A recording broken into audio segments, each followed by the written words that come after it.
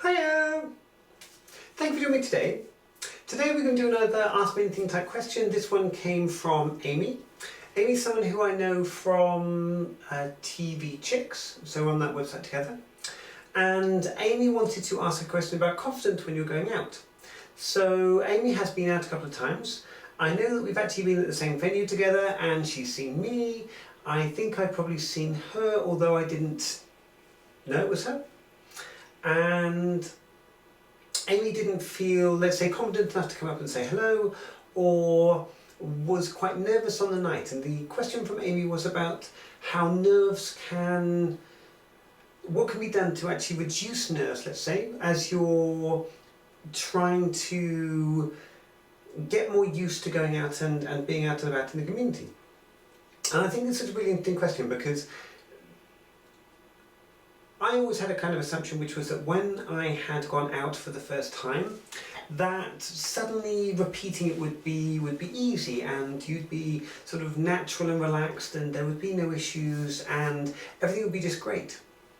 And it really doesn't work that way, because my first time out was at Pink Punters, and it was really good. It was fun, and you know, as I look back on it, it was probably the worst night out I've ever had dressed, but there wasn't anything particularly wrong with it. It just didn't go particularly well, and most of that was down to my nerves.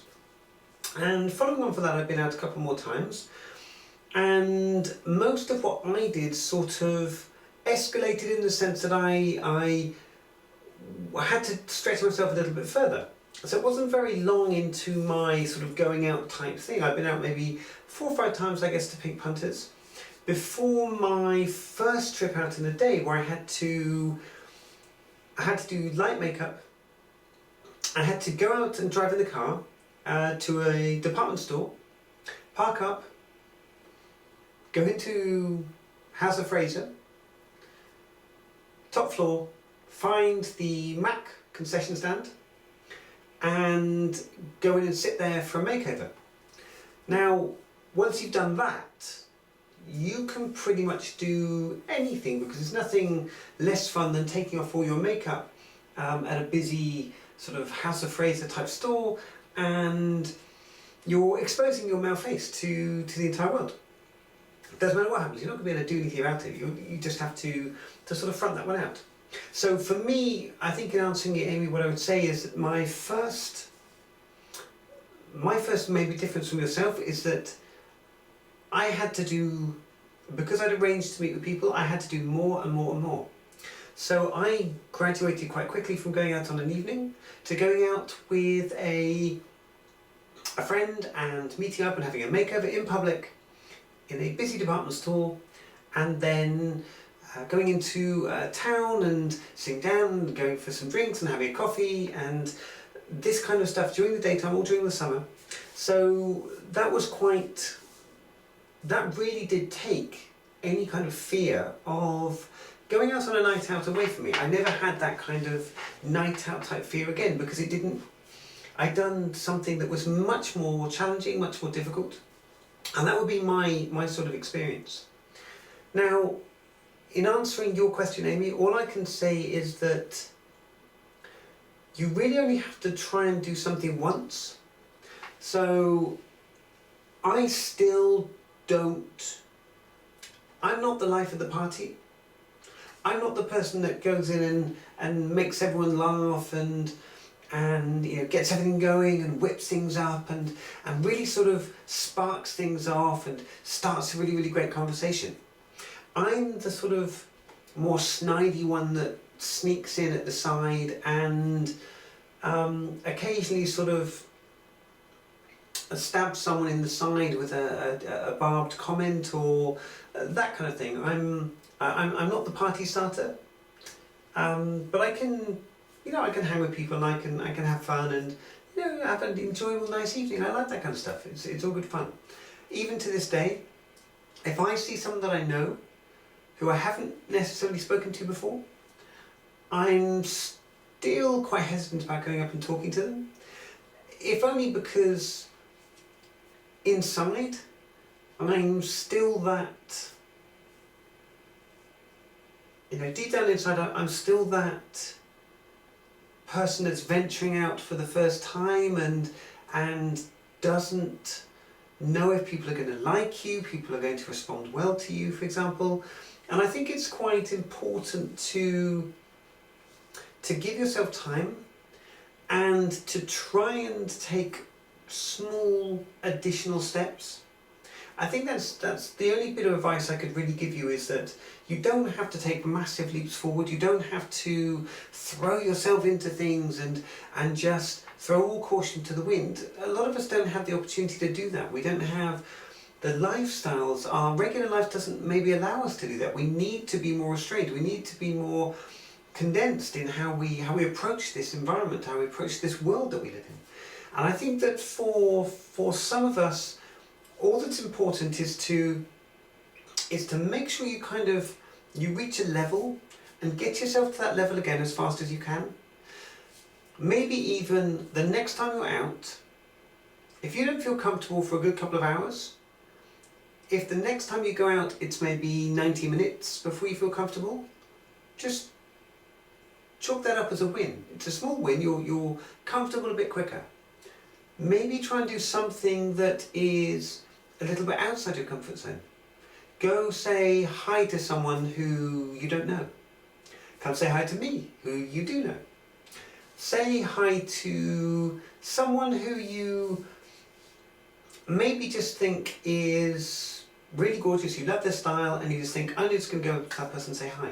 You're not trying to make friends, you're not trying to, worm your way into their life, but just give yourself the confidence to go out and break the ice every now and again. And these kind of very, very small steps, and everything is about small steps.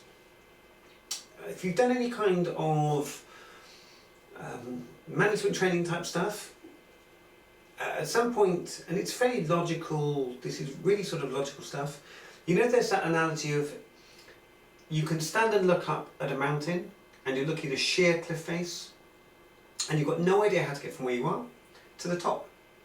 But if you go around the back of the mountain, you may find there's a lovely, nice, gentle, weaving path that takes you nicely and gently all the way to the top. It'll take you a hell of a lot longer, but it's achievable, and it is much more structured for people who can't be able to get from where I am now to where I want to be. You need baby steps. You need to be able to find small milestones. So my only piece of advice to you is this, is every time you do something, try and get to where you were last time, and then go a little bit further, just a bit.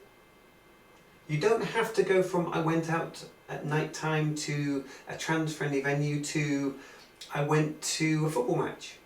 You don't have to do that. You don't have to walk in broad daylight down your street. You don't have to go from one to the other. All you need to do is think, what would be a little win? What's a little win from last time? What can I do that's a little bit different, that slightly stretches things, it doesn't sort of make me panic, but it's just making sure I got to where I was last time and going a tiny little bit further. I think that's the best advice I could give you. Give yourself time. So many of us aren't able to do this very often, and with that in mind, it's hard.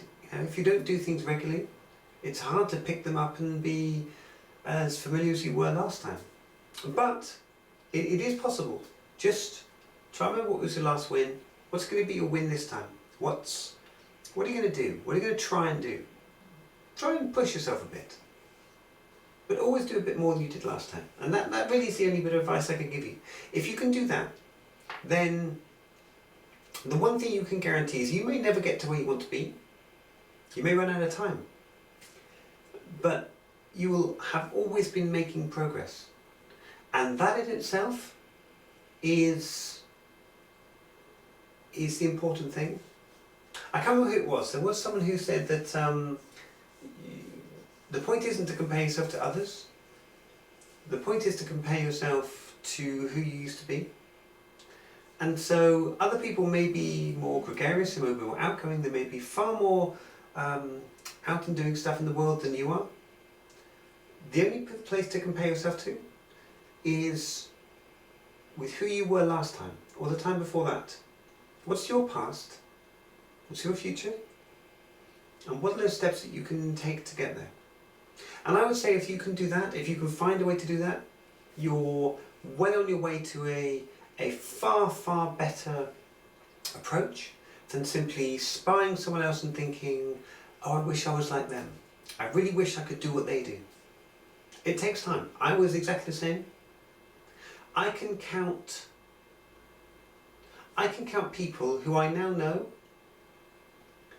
and I like them, they're nice people, but I chickened out of introducing myself to them. There's several people who I have not introduced myself to because I chickened out. I've not seen them again since. So I've got no opportunity to address that. But the next time I went out, I introduced myself to someone different. And that's a way you can take this if you want to try and find those small baby steps. But give yourself a pat on the back for any progress. Any progress is good. Progress doesn't have to be, it doesn't have to be something that's mind-blowing in order to be praiseworthy. Within the confines of what you think is important to you, be happy with the progress you're making, as long as you feel you are making progress. Small steps, that's the best way to approach things. So I hope that was useful to you, Amy. It's a difficult question to answer. Hopefully next time we are in the same venue at the same time, we can actually say hello, and that would be really, really good. Look forward to it. Thank you for joining me today. Please feel free to like, share and subscribe. Let me know down below if there's any comments or if there's anything you want to talk to me about, or any other questions that you want to ask me for this Ask Me Anything type series. And thank you once again for watching, and bye! Bye!